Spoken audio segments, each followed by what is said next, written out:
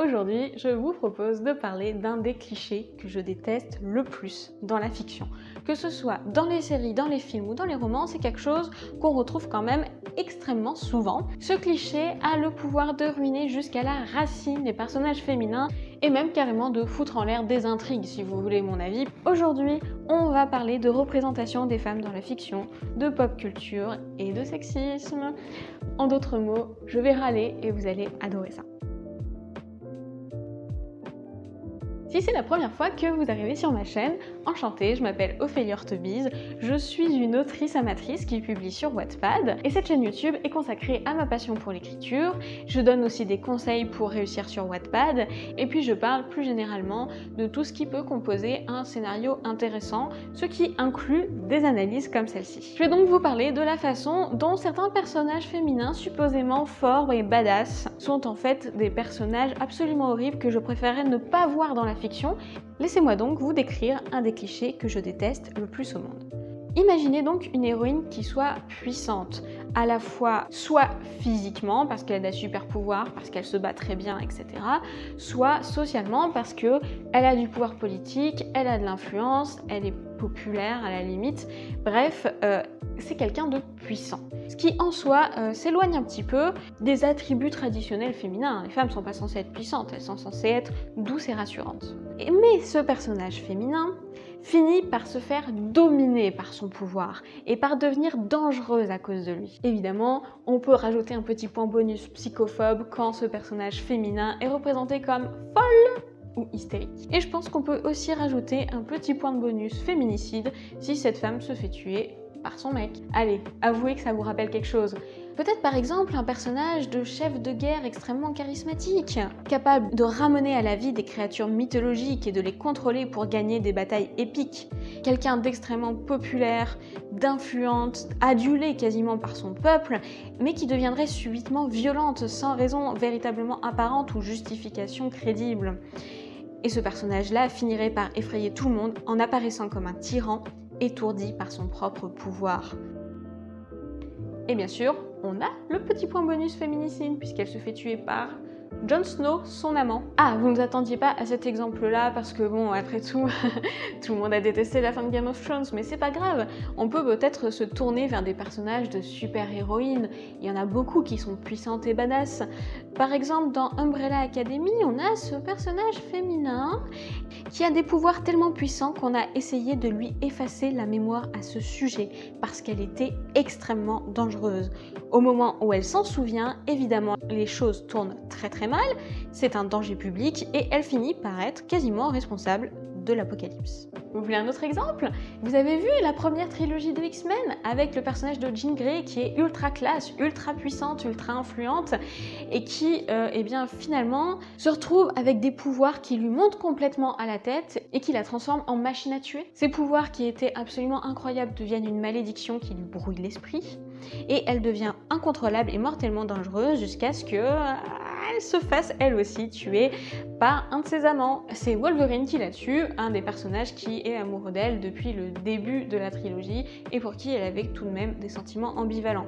Et c'est d'ailleurs très intéressant parce que Wolverine la tue, mais elle-même a tué Scott, son autre intérêt amoureux, donc on voit bien quand même qu'il y a une espèce de tension dangereuse. C'est très dangereux d'être en couple avec une femme qui a des vrais pouvoirs potentiellement plus forts que les vôtres. Les femmes puissantes, soit elles vous tuent, soit vous la tuez. C'est dangereux. Je pense qu'on pourrait répéter encore et encore cet exemple-là. Par exemple, dans les livres, moi je pense au personnage d'Alia dans la série Dune, qui est un personnage que j'aime beaucoup, mais j'ai détesté le traitement qui a été fait dans le livre Les enfants de Dune, parce que, évidemment, elle est très puissante à la fois socialement et en termes de capacité hors du commun, hein, elle a des visions, etc. Et qu'est-ce que ça nous donne? Ça nous donne quelqu'un qui finit par se faire posséder par la mémoire de ses ancêtres et donc par la source d'une partie importante de son pouvoir et qui perd le contrôle, qui devient folle, qui devient dangereuse pour autrui. Et certes, elle n'est pas tuée par un de ses amants parce qu'elle l'a plus ou moins tué auparavant, en tout cas envoyé à la mort. Mais c'est quand même son neveu qui est responsable de manière assez directe de sa mort, donc Allez, on peut dire qu'elle échappe au point féminicide, mais sinon c'est une immense déception que ce personnage qui était quand même génial meure ainsi. Mais ce qui est par exemple très intéressant, c'est que les pouvoirs d'Alia, elle n'est pas les seules à les avoir. C'est à peu près les mêmes pouvoirs que Paul, à peu près les mêmes pouvoirs que Leto et Ganima, donc son frère et ses neveux et nièces. Et le seul de ces 4 personnages qui devient fou, qui perd le contrôle, eh bien c'est une femme. Tirez-en les conclusions que vous voulez. C'est particulièrement dommage parce que la série Dune met en scène beaucoup de personnages féminins de manière très positive, et ben ça n'empêche pas de tomber dans cet écueil extrêmement décevant. Arrêtez-vous au tome 2 de la série Dune, vraiment, ne lisez même pas Les Enfants de Dune. Vous voulez pas voir la mort d'Alia et vous voulez pas voir une mort nulle. Ce cliché est tellement répandu que le site TV Trop lui a évidemment consacré une notice. Mais je vous invite évidemment à le consulter parce que c'est très intéressant. Et je pense que maintenant qu'on l'a bien identifié et soyons sincères, qu'on a commencé à s'énerver, ça peut être bien de s'interroger sur qu'est-ce que ce cliché-là raconte exactement. Qu'est-ce qu'il nous dit du pouvoir? Qu'est-ce qu'il nous dit des femmes? Qu'est-ce qu'il nous dit de la rencontre entre une femme et de la puissance? Déjà, j'aimerais insister sur le fait que des héroïnes fortes, c'est quelque chose de rare. Une héroïne est censée être forte, badass, indépendante, etc., etc. Et ça, en fait, on vous le dit un moment, peut-être qu'il y aura une petite scène d'introduction qui vous dira « Ouh là là, cette femme n'est pas comme les autres ». Et puis ensuite, eh ben, on va en rester là. En fait, les personnages qui seront les plus forts, ce sera des hommes. Les personnages qui feront avancer l'intrigue, ce sera des hommes. Ce seront eux qui seront véritablement actifs. Les femmes sont, quant à elles, reléguées à des rôles passifs d'intérêt amoureux ou de demoiselles en détresse qu'il faudrait sauver. C'est très rare de voir des femmes qui sont véritablement fortes, qui ont une vraie importance dans l'intrigue, qui sortent du cliché dont je vous ai parlé de la demoiselle en détresse. Et ben, forcément, c'est particulièrement rageant quand on a, pour une fois, une femme qui est capable de botter des culs, de s'imposer et de peser dans l'histoire en sortant des rôles passifs traditionnels. Pourquoi est-ce qu'il faut que vous les gâchiez? J'ai la réponse, honnêtement, elle va pas vous plaire. Ça commence par Patrie, et ça finit par K. Allez, devinez, oui! Et oui, le patriarcat, c'est du putain de sexisme. C'est un sexisme que peut-être vous n'aviez pas identifié parce qu'il est assez ordinaire et il est complètement enraciné dans nos mentalités, dans nos représentations, en fait dans l'héritage de toute une histoire extrêmement sexiste et phallocrate. Comme beaucoup de clichés sexistes, celui-ci n'est peut-être pas évident à identifier, mais il vous sautera aux yeux à partir du moment où on vous en aura parlé. Et il nous dit quand même des choses très significatives sur les rôles sociaux des hommes et des femmes, pour parler de manière pompeuse. Si je voulais le résumer de manière simple et succincte, je pourrais vous dire que les femmes puissantes, ça fait peur. Mais décryptons un petit peu plus. Lorsqu'une femme a du pouvoir, elle va avoir du mal à ne pas se laisser dominer par lui. Elle n'aura pas les épaules, elle n'aura pas la force d'esprit pour exercer de manière saine ce pouvoir. Il va devenir dangereux pour tout le monde, plus spécifiquement pour les hommes qui sont proches d'elle, et à la fois pour elle-même et pour autrui. Elle peut carrément détruire le monde. C'est un schéma extrêmement récurrent dans notre culture. Les femmes puissantes, ça fait peur parce qu'elles sortent du schéma traditionnel qui attribue le pouvoir aux hommes. Ce sont les hommes qui sont censés être forts, qui sont censés pouvoir s'imposer par la force et la violence. Ce sont eux qui sont habituellement les détenteurs du pouvoir, notamment politique. Pour peu que ces femmes soient un petit peu douées en bagarre, eh bien elles pourraient vaincre des hommes dans un combat singulier. Elles pourraient ne pas avoir peur que l'on exerce contre elles des violences. Ça, c'est quelque chose d'absolument insupportable si vous êtes dans une perspective de petits mecs sexistes à l'ancienne. Et vous voyez l'idée. Si une femme est puissante, alors elle est dangereuse. Elle n'est pas capable de contrôler son pouvoir parce que c'est contre nature qu'elle en possède.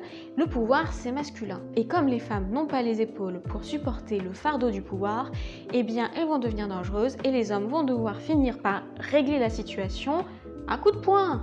Je déteste vraiment ce cliché et je pense qu'il faudrait arrêter de le reproduire. Après, vous pourriez me dire, il y a quand même des choses intéressantes dans cette façon de représenter le pouvoir comme intrinsèquement dangereux. Et c'est vrai. Moi, je pense que, en fait, malgré tout, ce narratif-là serait plus intéressant en étant porté par un personnage masculin. Vous pourrez peut-être me trouver des tas d'exemples d'ailleurs d'hommes qui portent ces intrigues et moi, je pense que c'est plus pertinent. Et la raison pour laquelle je trouve ça pertinent, c'est comme je vous l'ai dit, dans la pensée traditionnelle, le pouvoir est naturellement masculin. Le pouvoir féminin est dangereux parce qu'il est contre nature, mais si un pouvoir masculin est dangereux, eh bien c'est autre chose parce qu'il est porté par son détenteur traditionnel et légitime. Et là, ça nous amène à nous demander, eh bien peut-être que c'est le pouvoir en lui-même qui est vicié, peut-être que trop de pouvoir entre les mains d'une seule personne, peut-être que ça nous poussera de manière inéluctable à la catastrophe, peut-être même que les détenteurs traditionnels du pouvoir ne sont pas habitués à ce qu'on leur pose des limites dans l'exercice de ce pouvoir, et c'est ce qui donne ensuite lieu au despotisme, à la tyrannie. Vraiment, moi je trouve que c'est beaucoup plus intéressant de s'interroger sur les dérives du pouvoir lorsque l'on fait incarner ces dérives par un personnage qui correspond au profil social traditionnellement associé au pouvoir légitime. Bien sûr, c'est aussi très intéressant de représenter des femmes qui ont du pouvoir, qui sont puissantes et qui ont des failles. Je dis pas qu'il faut que les personnages féminins soient parfaits, lisses, sans aspérité, sans défaut. Au contraire, c'est d'ailleurs les défauts et les faiblesses qui rendent les personnages intéressants et attachants. Mais peut-être que maintenant qu'on est conscient de ces automatismes un petit peu de notre pensée qui ont tendance à associer aux femmes puissantes la faille de « elle a du mal à supporter tout ce pouvoir », on peut associer aux femmes d'autres failles, d'autres faiblesses, s'interroger de manière plus fine et nuancée sur la façon justement dont une femme va se retrouver à composer avec un pouvoir hors norme, hors du commun. Peut-être qu'on en arrivera, avec un petit peu d'empathie, à imaginer des personnages beaucoup plus crédibles, beaucoup plus vrais, beaucoup plus originaux aussi, et ça, c'est vraiment ce qui fait des bons personnages, des bonnes histoires, des intrigues de qualité. Si vous devez retenir une chose de cette vidéo, c'est cette mise en garde. Réfléchissez bien aux clichés que vous allez introduire quand vous allez mettre en scène des personnages de femmes puissantes. Est-ce que ces femmes puissantes sont réellement actives dans l'intrigue? Est-ce que vous allez la faire tomber dans cet écueil d'une femme puissante qui est dangereuse?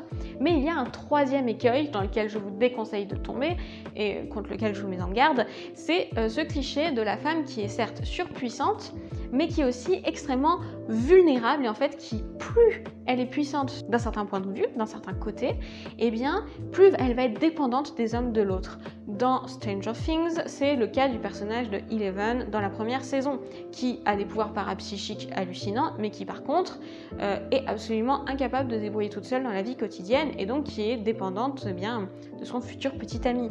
C'est aussi le même cliché qu'on retrouve dans le 5e élément et dans tout un tas d'autres histoires qui vous viendront, je pense, facilement à l'esprit.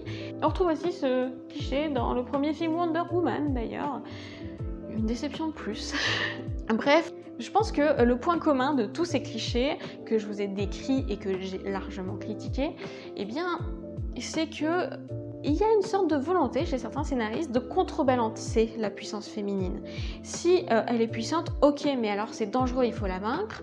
Ok, elle est puissante, mais pas autant que les autres hommes, elle n'a pas beaucoup d'influence sur l'intrigue. Elle est puissante, mais d'un autre côté, elle reste dépendante des hommes. Elle est forte d'un côté et fragile de l'autre, donc ça ne fait pas peur. Peut-être que les hommes, aujourd'hui, sont en train de cesser d'avoir une sainte terreur des femmes qui seraient aussi fortes qu'eux, voire parfois plus douées, plus talentueuses ou plus fortes. Peut-être qu'il n'y a pas besoin de les rassurer quant à la puissance des personnages féminins, qu'elles peuvent être attachantes et même désirables sans être à leurs pieds et soumises. Lorsque l'on invente un personnage féminin, on peut s'interroger très facilement sur comment est-ce que je représenterais le même personnage si c'était un homme. Est-ce que je lui mettrais les mêmes défauts? Est-ce qu'elle aurait les mêmes qualités? Est-ce qu'elle aurait le même poids dans l'intrigue? Et si c'est pas le cas, il faut essayer de modifier le personnage pour tendre vers une représentation un petit peu plus satisfaisante, égalitaire et même, si vous êtes vraiment quelqu'un de merveilleux, féministe. Merci d'avoir regardé cette vidéo, j'espère qu'elle vous aura plu, qu'elle vous a intéressé, qu'elle vous a un petit peu amusé parce qu'après tout, je m'énerve et ça je sais que les gens adorent me voir m'énerver.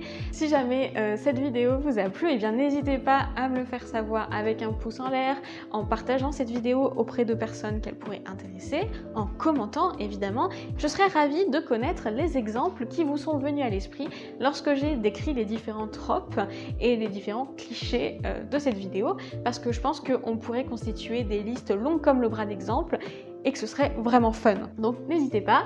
Et puis si ce n'est pas encore fait, vous pouvez tout à fait vous abonner à cette chaîne, c'est gratuit et je pense que personne ne s'attendait à ce que je le fasse payer de toute façon. Donc voilà, je vous donne rendez-vous dans 2 semaines pour la prochaine vidéo de cette chaîne qui est toujours consacrée à ma passion pour l'écriture et pour inventer des histoires.